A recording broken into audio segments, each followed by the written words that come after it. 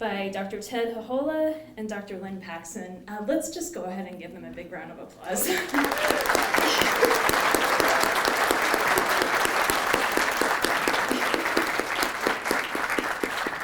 And I think it's safe to say now, Ted and Lynn, that you're officially IPCC family. So we look forward to more work with you, and thank you for bringing us this very beautiful and meaningful exhibition. And so, Restorying Our Heartplaces, Contemporary Pueblo Architecture is what Lynn and Ted are calling this exhibition. And what they've created is so remarkable. They situate us into a space of Pueblo origins, the Heart Place, and then move us through a journey that builds on the innovation of ancestral Pueblo architecture, and it layers the beginning, the present, and the future all at once. This includes the very space that we're in right now, the IPCC, the D that's modeled after Pueblo Bonito at Chaco Canyon. Having the exhibition here at IPCC bears much significance, and that Ted and Lynn have held this significance high with all sorts of flags, so to speak, that the central premise and resilience of Pueblo worldviews and understandings, that Pueblo architecture nurtures Pueblo families and communities, and this holds strong in every object, text, video, and installation in this exhibition that we're experiencing. So many points in the exhibition do bear significance, but I'd like to spotlight one in particular, and it's the Acoma Pueblo Museum and Cultural Center planning box. And so that box is just such an interesting microcosm with its value system held in several objects: pottery, wood, corn, mica, and that those objects, they convey meaning and relationships in Pueblo architecture. Those focus objects, they radiate outwards, and they connect in a constellation through the digital storytelling of Pueblo community members, west, south, east, and north, that echo through the South Gallery. And so Ted and Lynn have applied the exhibition premise in real time, nurturing Pueblo communities and Pueblo architecture, as we're here together tonight. And so also just some anecdotes. In some true architectural fashion, Ted and Lynn insisted that we renovate the IPCC South Gallery. And that was the best gift you could have ever given us. So thank you for that legacy. And we're so excited to spend the next 9 months with this exhibition, and then also showcase our IPCC collections, most of which is pottery and jewelry in the future. So we look forward to sharing that with you down the road a little bit. And one other anecdote, when I was visiting our curator of collections, Amy Johnson, I was in her office, and I noticed an old newspaper article on her wall, and the title of it was, "This is Da Place." So we're in Da Place. And that's here at IPCC in this D-shaped building modeled after Pueblo Bonito at Chaco Canyon. So now it's time for some thank yous. We've got a pretty long list here. It really took a village to make this project happen. A special thanks to our sponsors and supporters, the New Mexico Humanities Council, Noon Whistle Fund, First Nations Development Institute, Frontier Endowment, the Chamiza Foundation, the Society for the Preservation of American Indian Culture, the Graham Foundation, and PNM, the Public Service Company of New Mexico. I'd also like to express a deep thanks to our staff here, the Guest Experience Department. Many people, our volunteers, our development staff, our construction staff, big thanks. Our IT department, huge, major thanks. Banquets for putting on this beautiful event tonight, and also my team, the Arts and Humanities staff. So thanks to everybody for all the work that you do. I'd like to introduce the next group of our esteemed speakers here tonight. And so I'll start with Ms. Monique Frawa. And so from the banks of the Jemez River to the boardroom of a large organization, Ms. Monique Frawa, IPCC President and CEO, is a portrait of Pueblo women's strength, determination, and love of community. She is the first woman to accept a presidency role at the IPCC. Ms. Frawa has made it her personal mission to employ people from Native communities and provide them the training and resources to advance their individual skills and lead with intention. I have 3 more people to introduce. The next is Dr. Robert Alexander Gonzalez, and he is the Dean of the School of Architecture and Planning at UNM. He served as the 21-22 president of the Association of Collegiate Schools of Architecture, and he's a founding member of the Dean's Equity and Inclusion Initiative. Dean Gonzalez's field-leading book, Designing Pan America U.S. Architectural Visions for the Western Hemisphere, serves as a key source for courses, exhibitions, and research globally. Next is Dr. Ted Hohola here. And so Dr. Hohola is a distinguished professor and Regents Professor in the Community and Regional Planning Program at the School of Architecture and Planning at UNM. He holds a PhD in Political Science from University of Hawaii at Manoa, and he has a Master's in City Planning from the Massachusetts Institute of Technology and a BFA in Architecture from UNM. He founded the UNM Indigenous Design and Planning Institute, and he co-founded the Indigenous Planning Division of the American Planning Association. Dr. Lynn Paxson here. Dr. Paxson is an emerita professor of architecture at Iowa State University. She holds degrees in both design and social science and is interested in architecture and design as cultural phenomena. A member of the American Indian Council of Architects and Engineers, Dr. Paxson has been recognized by the American Collegiate Schools of Architecture for her work in diversifying the architecture curriculum through Native cultures and issues. I'd like to call Ms. Monique Frawa to the stage, and thank you all.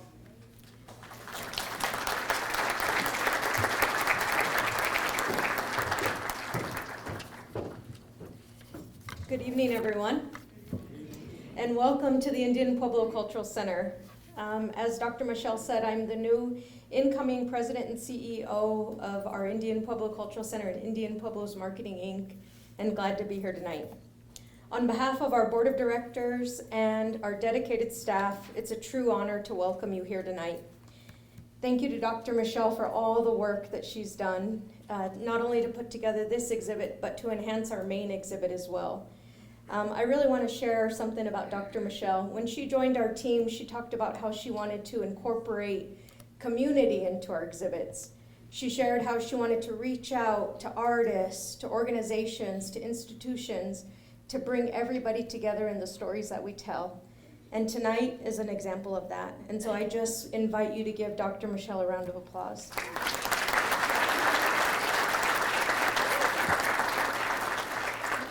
The Indian Pueblo Cultural Center is about community, and Dr. Michelle, thank you for making it so.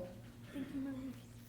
I also want to express a heartfelt thank you to Dr. Ted Hohola, a true friend of the Indian Pueblo Cultural Center. His visionary leadership and unwavering commitment to this exhibit have a vital place in our community. Ted's dedication to uplifting Pueblo stories that are told in our own voices and in our own words, from our own perspective, continues to guide and inspire us all. So thank you, Dr. Hohola, for that.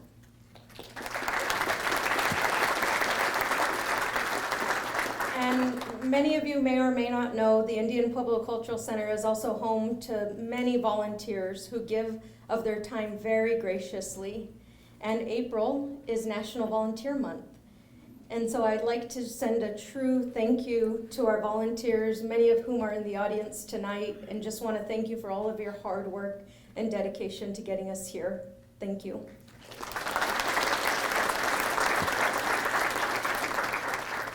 And to our guests, all of you, thank you for being here. And please come back.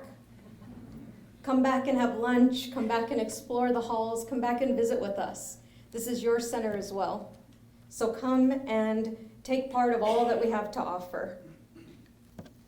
These buildings here on our campus, they're not just buildings.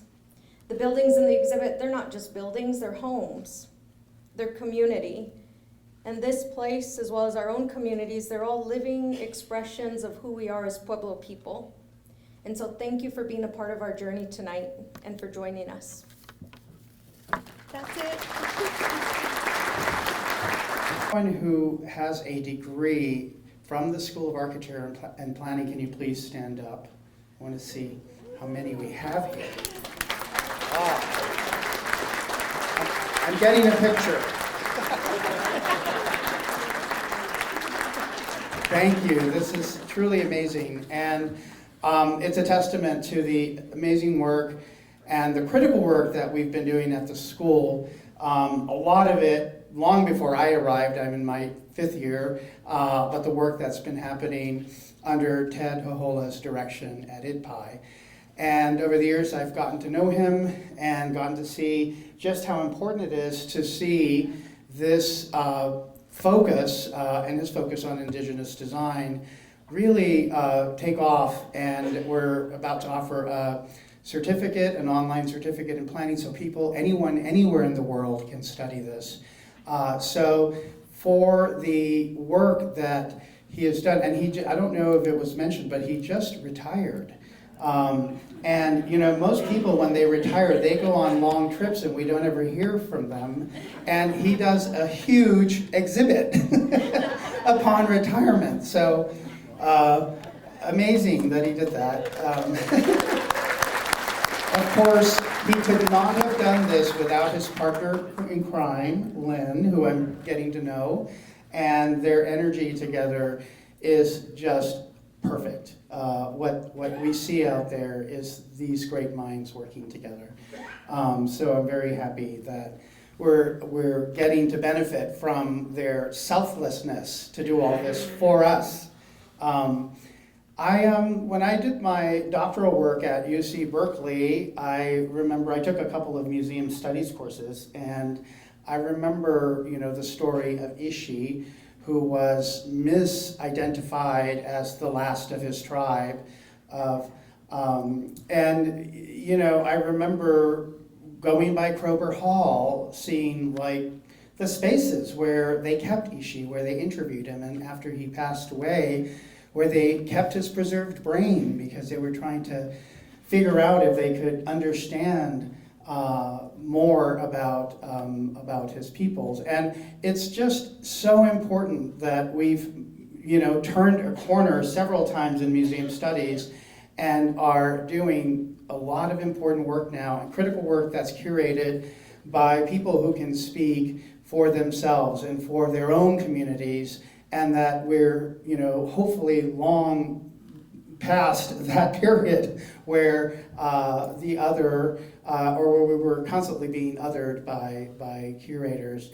It's so important right now. We're at the university dealing with issues of censorship, of control, of language control, of things that we can say, things that we cannot say. It's really a terrifying time, but I say it's happening because they know that we've already won, that in our communities we've done great work and that we're persevering. So it's a reaction and it's not to control us. And so museum work, I think, is going to be, and when I say museum work, I'm talking about exhibition design and the work that we might sometimes see as ephemeral.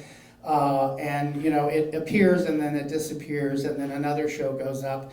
But all of that we're producing, that cultural production, is so important right now because it's one of the places where we can continue to be present and represent, and the work that we produce can travel. So I'm excited that we're here for 9 months with this exhibit. It's so important, but I also want us to go out, and we're going to work very hard to make sure that this goes across the country and that we can access the information that's been brought together in different ways, not just, you know, you have to go to one place to see it.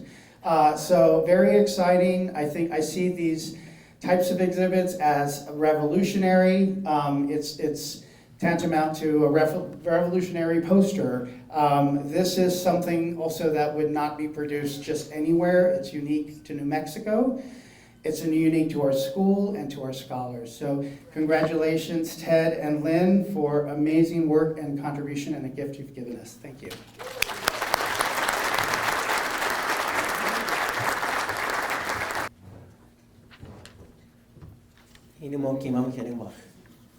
So, wow, I'm going to say a few things with regards to the context of how this evolved and emerged, because it wasn't a simple journey.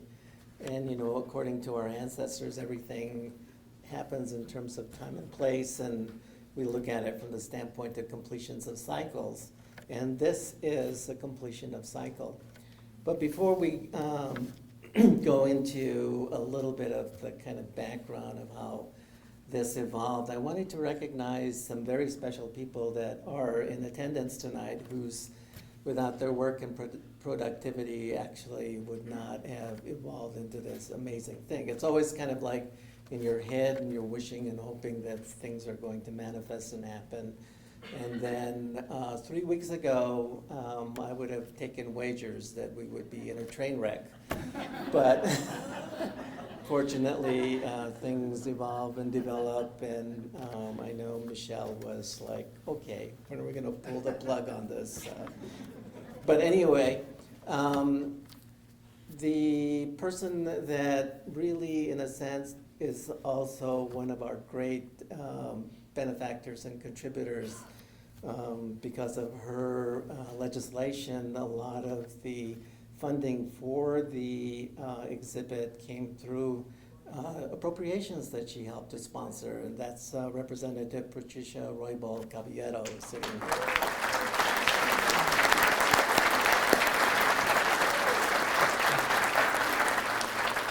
And then another beautiful announcement just came to us several days ago that PNM is now going to also fund us to do a curriculum component for this exhibit as well too. And this is largely thanks to the advocacy of Travis Suazo. Travis, where are you? Where's Travis right there? He's the only other guy with a cool hat. But you also may know that his late father is also Norm Suazo, and he's part of the memoriam that's in the exhibit. And also, another person that I'd love to also recognize is Christina Bavetta, who's sitting right here. Stand up, Christina. She is with NSC Production, and she's essentially the company, the videographers that went to the Hockey Museum and developed the whole immersive theater experience there. So she just told me, talk about a bit of trivia, that loop that exists over there, there's still things to be sort of fixed in that whole thing, but from end to end is 43 minutes long. So not only has it turned into like a production of itself, but multiply that times 3, because you've got 3 screens simultaneously going, right? So you can just imagine the amount of work that was involved in producing that. And I also want to send a shout out to the Pueblo of Acoma, who were the ones that really, in a sense, helped to move this forward, because if it wasn't with the cooperation of both the secular and the traditional government, they allowed us to go in. First time ever to really, in a sense, detail at this particular level. So that of itself is a landmark, so thank you, Christina. Also, of course, we have had so many people here that are part of our staff who are present and who have been in the past. Chelsea was our program manager. We have another program manager out there, Amanda. It seems like the pattern is that you educate them and then they take off. So what can I say? But we also had a whole team, including our graduate students, Panis and Didar, who are also in the audience. And then, of course, we did contractual work with Mars Bechtel and a number of others as well too in terms of this. So it wasn't a one-person show. It was a whole team that essentially amassed, including trying to call in our favors at the last second before I decided to jump off of the Rio Grande Bridge because of the things that had to get detailed and done. So there are countless others that are also part of that mix. Also want to acknowledge Electric Playhouse, Eric and Brandon, are you here? Eric's here. Yay! There he is in the back. So they're the ones that did the technical magic. And let me tell you, talk about going to the wire. They're still tweaking everything as we go. But besides the LiDAR scanning and all of the things that were done in terms of the projections and developing all of that aspect of it, I also want to acknowledge one individual who couldn't join us, and that is Joseph Erb, who is the animator that put together that amazing visual at the introduction. Please pay attention to that. The poor guy, we just put that up the day before, yesterday, completed. I was up at 4 o'clock in the morning doing the final review of that animation. So you can see just how much you have to go through in terms of being able to execute and make these things happen at the moment at the end. And then we've also got our people that are actually voices and telling their stories. Amongst these in our audience tonight are Margarita Paz, Pedro, also Athena Steen was instrumental in this, Garen Yepa I think is here, Paul Fragua, and a number of others as well too that whose stories are being represented in that amazing place. Another individual who I also want to recognize, who came through for us at the very last second. If it wasn't for her, we would be staring at blank sheets on the wall. And that's Gina Yule, who essentially was the printer. Stand up, Gina. You gotta stand up.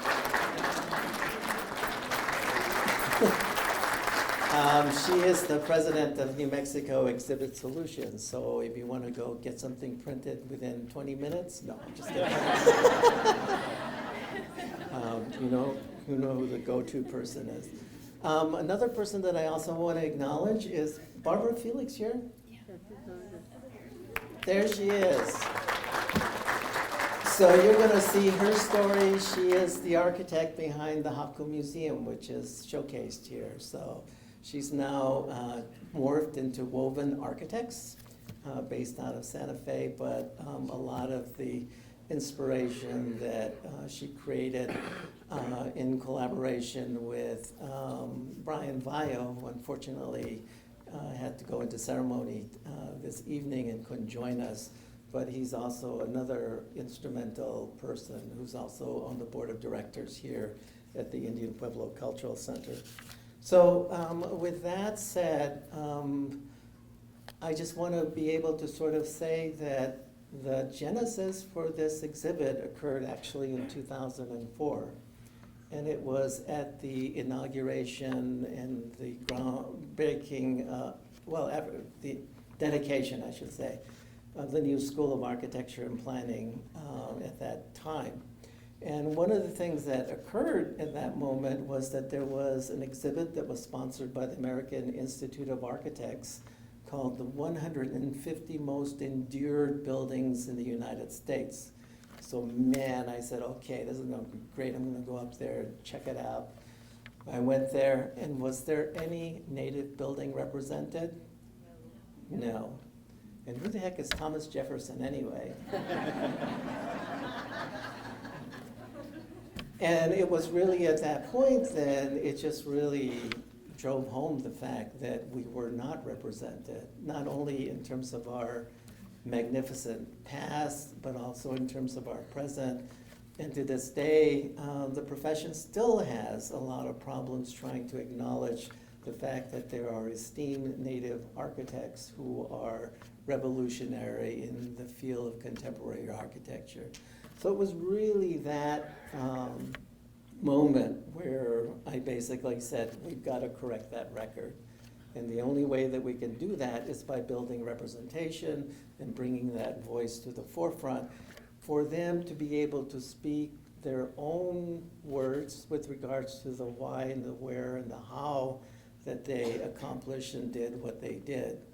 And I think it's really within that kind of general context then that we, in a sense, have this really amazing opportunity in order to be able to stage that in a way then that builds that vibrancy and that really meaning and that foundational thing, which is going to be really important in terms of us forwarding and building that record and changing that narrative about who it is that we are and what it is that we've all done.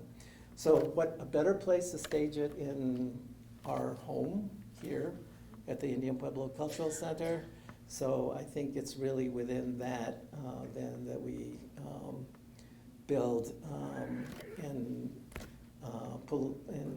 respectfully give you a chance in order to be able to see and participate and learn from what it is that we've all done and evolved over all of these centuries, through all of these cycles of being and creation and innovation and resistance. So that's essentially our story. And at this juncture, I'd like to acknowledge my colleague and co-curator, Lynn Paxson.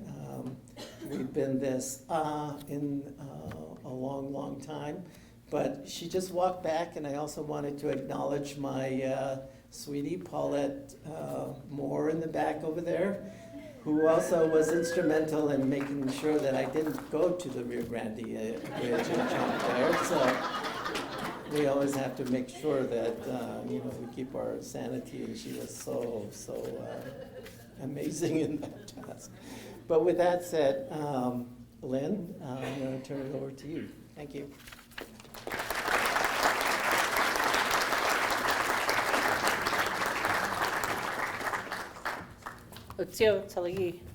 We're really glad to have you here tonight. I will also mention that when we thought about this in 2004, we sort of totally bit off more than we can chew. We said, oh, we're going to do all the indigenous architecture all over North America. And we had to sort of keep coming back, which was a really good idea. So that was kind of fun. And when we started, we also had a third person who I really want to acknowledge. Besides Ted and I, we worked with Eleni Bestia. Dr. Bestia is Greek and kept us online and didn't let us go over the edge at any point. And we're very sad at her passing, but we want to acknowledge her contribution to starting this exhibit. And hopefully she's not up there going, I can't believe you guys did that. That would be good. Ted very kindly let me be the person to thank our advisory panel. We put together early on an advisory panel of Pueblo folks to help us. And usually everybody gets named in alphabetical order. And I'm going to do that so I don't miss anybody, but I'm doing it in reverse order, because those guys at the end of the alphabet always get the short end of the stick. So what I'd like to do is, would you guys, I know many of you are here, can you stand up when I call your name? Could you guys hold your applause till they're all standing? So Garen Yepa, who's Jimenez and Dene, Brian Vayo, who's a Coma, who we did say isn't here, Elizabeth Buffy Swina, who's Cochiti, Hallie Sego, who's Zuni, and Mescalero Apache. Brandon Adriana Ortiz Chavez, who's Taos. No? Okay. And Dalika Gallegos, who's Santa Ana and Hickory Apache. Cynthia Figueroa McIntyre, who's Laguna. Theodaki, who's Isleta. Are you here? Miriam Diddy, Danae and Hopi. Beverly Diddy, Danae and Hopi. Janet Carpio, who's Isleta and Laguna. And Sherelle Brown, Kiwa San Domingo. Please help us. Any mistakes, absolutely ours, but they were really effective.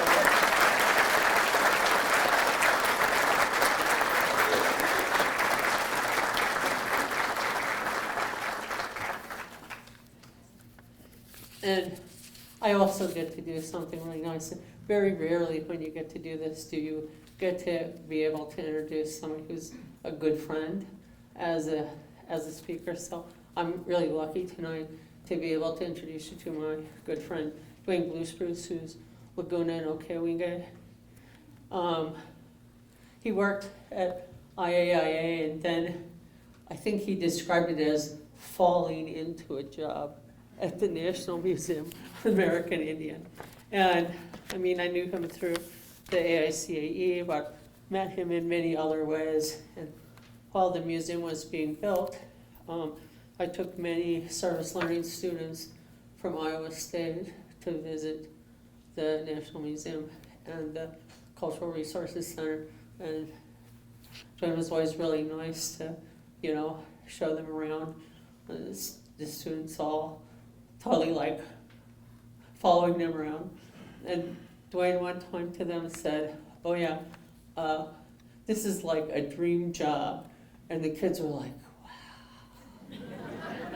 They were like, they looked at somebody who didn't seem that much older than they were, and they were totally impressed that he was working on this big job. And he talked to them about working with all the sort of bazillions of groups you work with when you do something that has to do with the Smithsonian and the National Museum.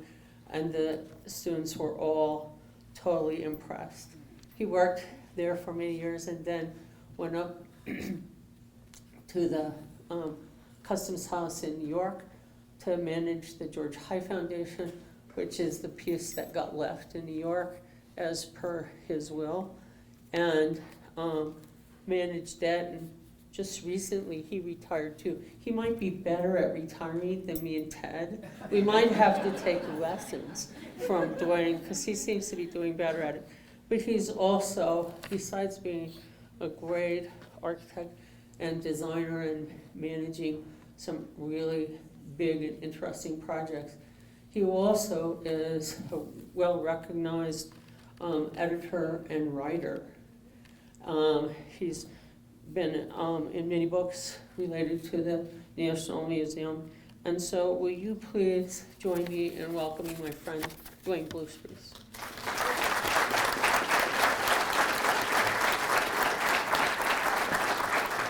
And in order to keep Dwayne from getting sick, I have infected lungs, so we're being extra careful. So Dwayne, can I say something? Oh.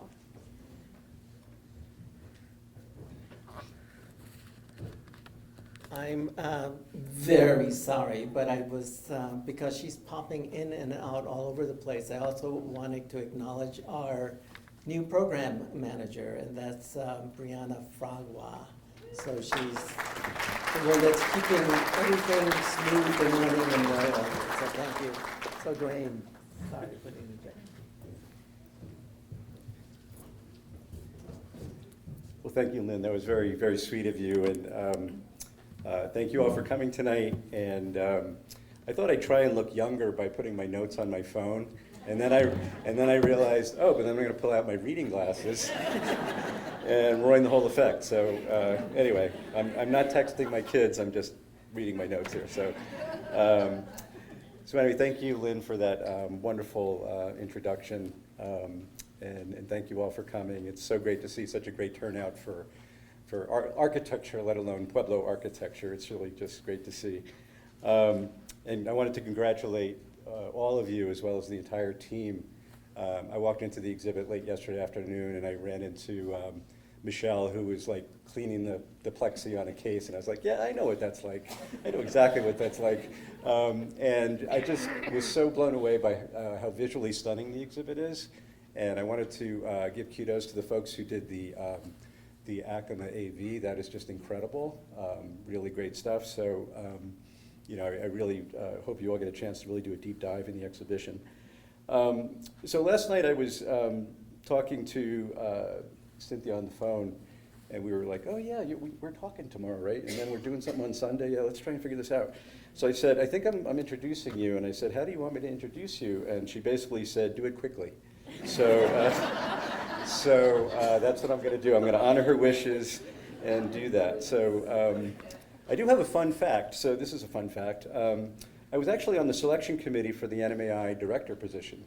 So I want to thank you all for this opportunity to publicly remind Cynthia that she wouldn't be in her position if it wasn't for me. So thank you for that. But in truth, she earned her position through lots of hard work and her impeccable credentials. As director, she brings brains, integrity, humility, and leadership skills to this important and high-profile position. And I think, you know, since January, it's become even more important and high profile. So she's the right person at the right time. But what really sets her apart is her passion for the NMAI collection and its relationship to all the Native communities that it represents. It is my pleasure to introduce my colleague and former boss, Cynthia Chavez-Lamar. Being here tonight, it feels like I'm with family. I've seen a lot of familiar faces, gotten a lot of good hugs, and it just feels like I'm home. So Nitra, thank you. So I'm thankful for the chance to speak today, and I want to thank Drs. Ted Hohola and Lynn Paxton for the invitation, as well as the Indian Pueblo Cultural Center. You know, I had a chance to walk through the exhibition today and was really inspired to see the integration of Pueblo worldview with architectural practice. And I really appreciate the focus of this exhibition. While about structures, more importantly, it's about land, space, and place, and those relationships we as people have to our surroundings.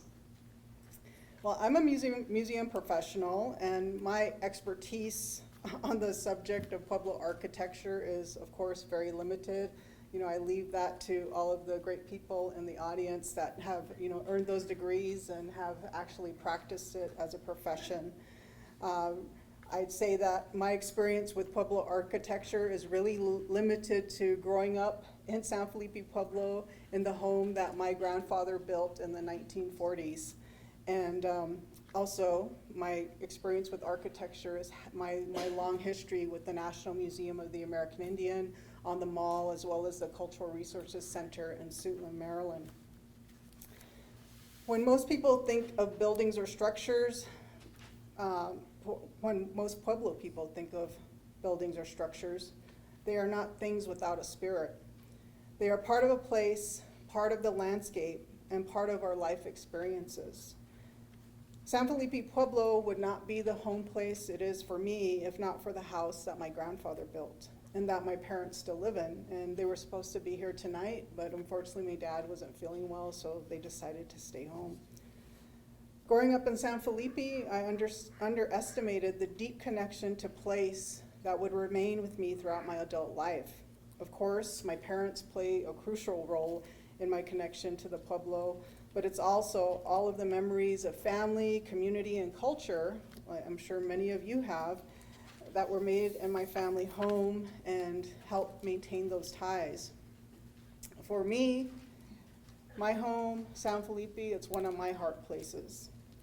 Another one is the National Museum of the American Indian, NMAI, and it's not just because I'm the director, rather it's due to the number of Native people involved in its development and creation, one of them sitting right here, and the wonderful experiences and memories created in it over its lifetime. It truly is a Native place.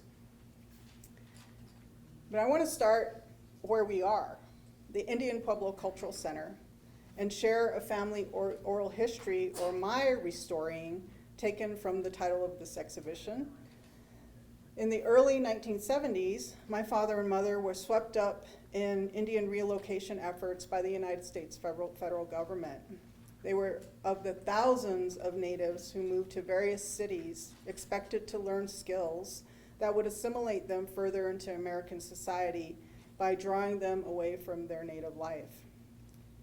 My parents opted to move to Dallas, Texas, and back then when I was little and I was going to school in the Pueblo, I was like, I'm a Texan. I was born in Dallas. Felt like it made me special or unique. But they moved to Dallas, and my dad was trained in architectural drafting. They didn't last long, only a year, in the flat landscape of north central Texas. It was unfamiliar and visually unwelcoming for two Native people with ingrained memories of the Southwest landscape and family. They moved to Albuquerque, where my dad was hired by Harvey Hausauer to be an architectural draftsman. And he had the opportunity to work on the plans for the Indian Pueblo Cultural Center.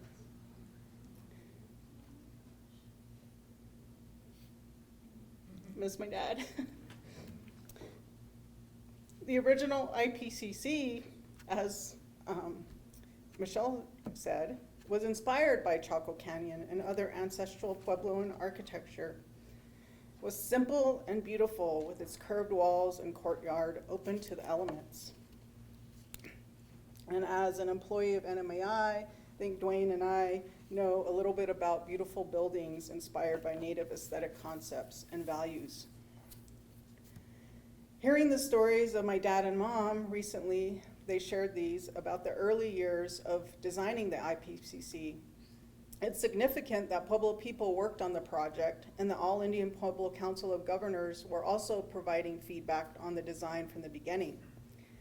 Leaders like Delfin Lovato from Kiwa and chairman of the All Indian Pueblo Council in the early 1970s were strong and clear in their commitment to building a center that would contribute to economic development opportunities, but more importantly, be a place where we, as Pueblo people, would assert as well as share with others who we are as a people. An early article from the opening of IPCC quotes Mr. Lovato as saying, "There are other centers and museums with sections devoted to our Pueblo history and culture, but our new center, which is entirely devoted to our history and heritage, tells our story in the manner that we would like to have it communicated to the non-Indians." Ideally, this is what cultural centers and museums owned and operated by Native people do as a matter of self-determination, tell our stories from our perspectives. Living in Albuquerque, like Dallas, also didn't last long for my parents and their growing family. My sister was soon to be born, and they decided to move back to San Felipe to live in the home my grandfather built. Moving back was a chance to reconnect to culture and community and create new memories to make it a home. It was there I remember my dad working at his drafting table, carefully drawing lines on transparent paper. He brought home architectural models that were really interesting to kids who love Legos because they had the little trees and the little people, and you can move around the little people in the buildings. That drafting table still sits in our home, along with the family memories that resonate throughout the house. It may be that my dad drew or brought home early models of the Indian Pueblo Cultural Center, or so I'd like to believe. These real or perceived memories mean a lot to me and connect me to this place. As important are the recollections I have of people and experiences.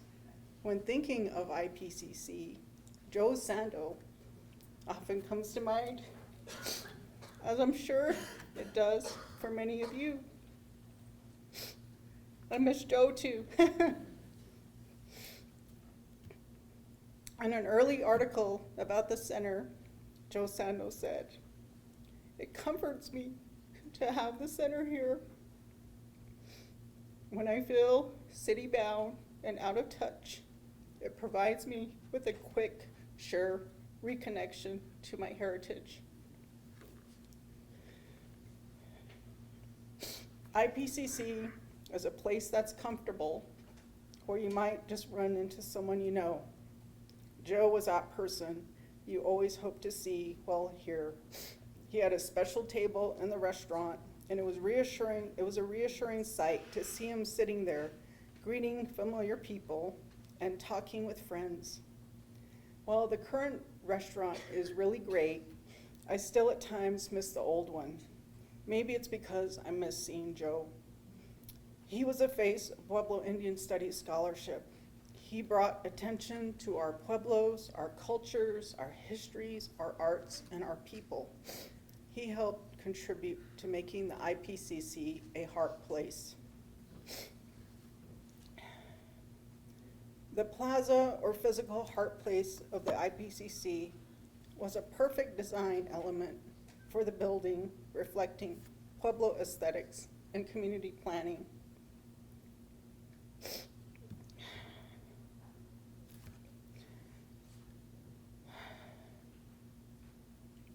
As we know, much activity takes place in plazas throughout the year. It brings people together. A year and a half into the COVID pandemic, my husband and I drove home to New Mexico from Virginia. Like many others, it had been almost 2 years since we had attended any dance or ceremony at San Felipe. Knowing there were dances at IPCC, we ventured here one day, hoping to reconnect. Joe Tohani and the Apache crown dancers were present. And Joe, the eloquent speaker he is, shared comforting and meaningful words to all of us in the audience. Weary from pandemic living, we yearned for something to bring us together as human beings, whether native or non-native. Joe's singing and the crown dancers' blessings did that. We stood there with all the others, taking in the song and dance, feeling alive and hopeful for the future. While not at San Felipe in ceremony, I was home. And I have to say, honestly, IPCC is one of the few places where I've seen people from all walks of life come together. It's proven over the years to be more than a cultural center with the museum. It's a place of enterprise, civic engagement, scholarship, and has often served as a community center, as we heard from the new president. We have our ancestors and elders to thank for advocating and moving forward the Indian Pueblo Cultural Center as an initiative that has only grown and prospered over the years. And I just have to say that I'm really emotional just because, like I said, it's been so nice being here and seeing so many people I haven't seen in a long time. And there's a lot of craziness going on in Washington, D.C., so it's really good to be around people that I know are here because it's a community. So it just feels really, really good. So these aren't tears of sadness, it's just tears of happiness and feeling like I'm at home. So I have to say, in the exhibition, it was a nice surprise to see that the National Museum of the American Indian is in it. That's a surprise, I didn't know. But then We didn't want you yeah, to say no. yeah. But if you had told me, then I really wouldn't have said no. Now I know why I'm here. The creation of the NMAI was also born out of Native people's work and struggle to ensure we, as Native people, were represented at the Smithsonian so that our narratives could be told from our perspectives.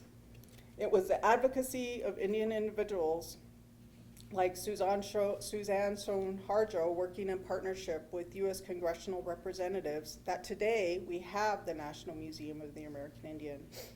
At the time, it was said it would occupy the last space on the National Mall. Of course, that's not the case, but it occupies the best space because it's just west of the U.S. Capitol.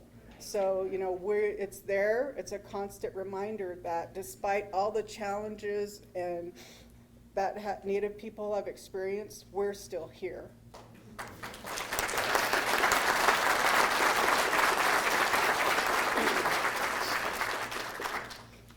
The NMAI Act of 1989 created the museum, beginning with the opening of its New York location in 1994.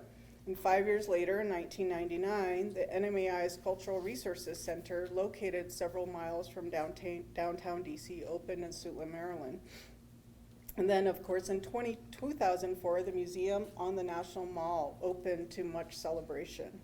It was a culmination of years of planning by Native people and others committed to seeing Indigenous people and their cultures, arts, histories, and languages recognized and respected.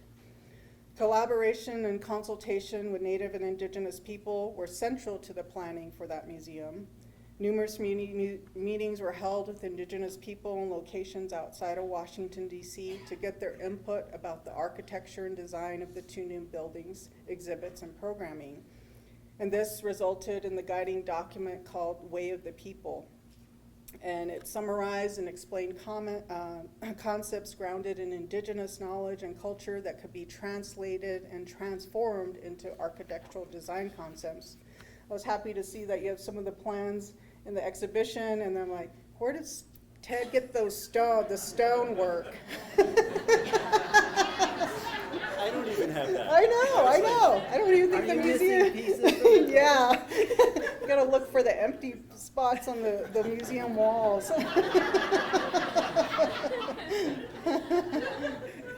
It's like getting after the Rio Grande, probably getting Yeah. jail might be the bigger Yeah. problem. Native consultants were hired and played essential roles leading up to the opening of the museum. And of course, Dwayne was a key player in all of this. And we had the establishment of the Native American Design Collaborative that also remained a consistent advisory group in the design process. Indigenous staff were hired. Of course, the most well-recognized, Native person hired in those early years was Rick West, the founding director of the museum. And I also have to say we have another NMAI staff alumni in the audience, Patsy Phillips, who is now the director of the Museum of Contemporary Native Arts in Santa Fe. So she also was very instrumental in those early years.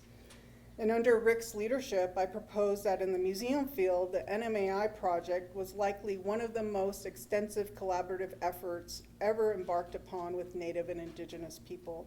And I really feel privileged to have worked there at the NMAI in the early years as a curator, because I really experienced firsthand, the passion and enthusiasm, the commitment that all of we had to ensure Native perspectives and voices were central in everything that the museum did.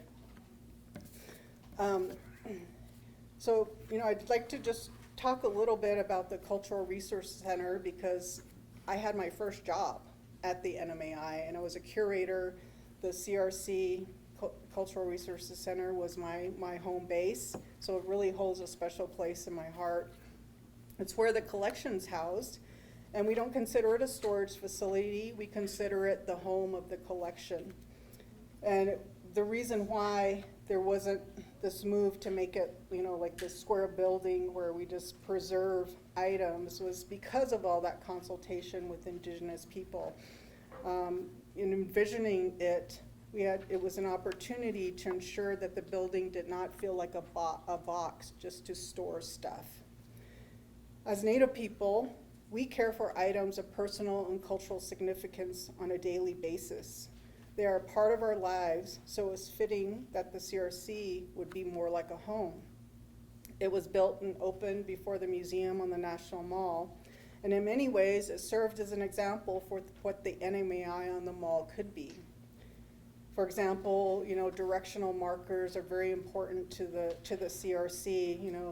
The 6 directional markers. So the main entrance faces the east, and you walk into the entrance and you're in a bright open area. You can look up into the sky and look down.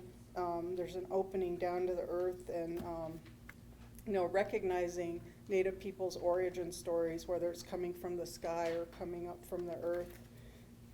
And while I would say that the CRC has more right angles than the museum on the mall, it's certainly not a box. And it was designed to be welcoming to all visitors because it was intended to be a place where Indigenous people would visit to view, research, and connect with their ancestral belongings. However, making a home, I think, as we all know, especially I think Pueblo people, Native people, we can't solely rely on architecture, right? Making something a home really is also about hospitality. And that's really what we tried to do at the CRC, is in order to make it feel like a home for the collections, make it feel like a welcoming place for Native people, we knew that we had to be good hosts. And so I will say that we do a lot of eating, sitting around table, eating and talking, because it's about relationship building. You know, not every visitor is going to get a potluck, but you know, we have those times where we're just sitting and they're eating. And we're also about traditions. You know, the staff there, it's a community, so we have things like we have an annual boat race. We use the water feature outside to have this boat race. We have an annual pumpkin carving contest. We have the George Horse Capture Buffalo Feed. And these things are really about creating a community around the collection. You know, we're stewards, but we know that they want to feel that they're part of a home. So, you know, we take our role seriously as stewards of those items that are under the museum's care. So, you know, as much as possible, you know, through the years, the consultation, the planning, and the design of the CRC, the NMAI, was all about trying to create these places as native spaces. And the museum, as I'm sure many of you have seen it, it stands in contrast to all of the other museums on the National Mall. It's this golden, curvilinear building in contrast to these, you know, very gray-looking square buildings on the National Mall. Except African American history and cultures is very beautiful too. And I know that we're running out. This is kind of long, so I'm just going to jump to talking a little bit about the exterior of the museum. There's two things I want to mention to wrap this up, because in designing the NMAI and even the CRC, we knew that it wasn't just about the building and what's happening inside. It's really about the exterior. You know, we're talking about a place, making some place a native place. So what about the landscaping? What's going on out there? So there's two important spaces at the National Museum of the American Indian on the Mall. One is the National Native American Veterans Memorial, which was dedicated in 2022. It was designed by Harvey Pratt, who is Cheyenne, and he designed it as a space for gathering, remembrance, reflection, and healing. And it's a beautiful tribute to American Indian, Alaska Native, and Native Hawaiian veterans who served this country. The second space is older and was a result of a national competition for an outdoor sculpture completed in 2007. Nora Naranjo Morris was selected as the artist to create Always Becoming. And this sculpture sits on the south side of the museum. The sculpture was revolutionary in its concept for a museum, not necessarily Native people, because over time it would change due to the environmental elements it was exposed to, always becoming something else due to the wind, rain, sun, plant growth, insects, and other creatures living in it. I say it's revolutionary because the museum accessioned the work into the collection, and as you know, museums, we collect things, we preserve things in perpetuity. So to actually, you know, accessions an art piece and then be okay with it actually disintegrating over time was revolutionary. But we did it because, you know, we're trying to be a different type of museum. And the other thing is that we've kept this long-term relationship with Nora. So Nora, her daughter Eliza, the team at NMAI, they steward that piece. So, you know, Nora and Eliza will come out every now and then, and they will work with the staff there to rebuild some parts, build some parts down, and just take care of it, you know. And, you know, it's very, very, very native of them to do that. So, you know, we're looking at, in 2026, unveiling sort of the next phase of Always Becoming. You know, it's always becoming. Well, we're now looking at doing something else in 2026. And And it's really because this sculpture grew out of community. Nora didn't create it by herself. Every time she would come out to work on it, she would work with a group of people, to build it with mud, build it from rock, build it from sand, build it from wood. And so that's what we're looking to do again, is to really bring together community to create the next phase of Always Becoming. And like the National Native American Veterans Memorial, Always Becoming is a heart place. And just to close, I just want to share an excerpt from Nora's poem about Always Becoming, because I think it's really relevant to this exhibition and to what everybody's been talking about. Her poem reads, and this is just a small part of it: "To become is a life journey of self-discovery. When we become, we embrace our sense of self and place in the world. We create family and community from this place. We become our best selves from this place. Becoming reminds us of our connections to all living things. It is where we find power as human beings." Have a good evening, everyone.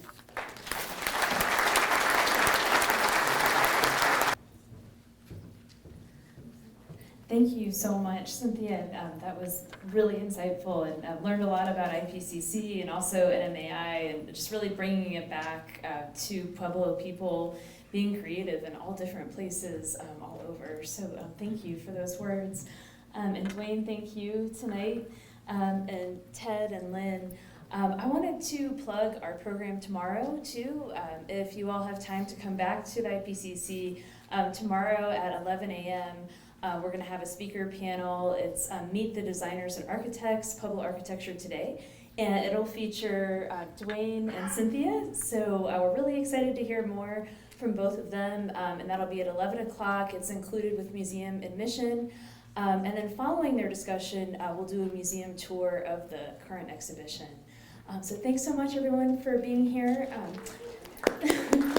And one more thank you.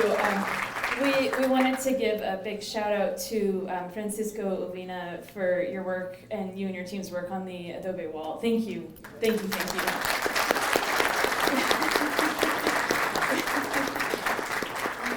Well, please enjoy more food and enjoy the exhibition. Thanks again for being here.